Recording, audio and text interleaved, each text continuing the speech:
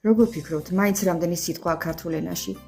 ენას საკუთარი არქიტექტურა აქვს. წარმოიდგინეთ, რომ ლექსიკა, ანუ სიტყვები ჩვენი საშენი მასალაა, ხოლო გრამატიკული წყობა ის აუცილებელი დუღაბია, რომელიც ამ სიტყვებს ერთმანეთთან მჭიდროდ აკავშირებს და აზრს ქმნის. ჩვენი ენა ცოცხალი ორგანიზმია, რომელიც მუდმივად მოძრაობს. დროთა განმავლობაში ზოგი სიტყვა კვდება, ზოგიც ახალი იბადება, ან სხვა ენებიდან შემოდის ჩვენს ყოველდღიურობაში. ენის ზრდა ხომ საზოგადოების ზრდის პირდაპირ ანარეკლია და სწორედ ამ მრავალფეროვნებით იზომება მისი განვითარების დონეზე. მაგრამ მაინც რამდენია ეს სიმდიდრე, დათვლილია თუ არა რამდენი სიტყვა გვაქვს.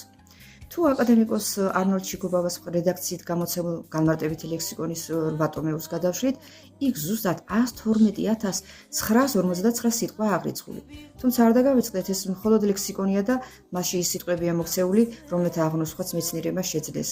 ცოცხალი, მდიდარი და ყოველდღიური ქართული ენა ამ რიცხვს ბევრად აღემატება.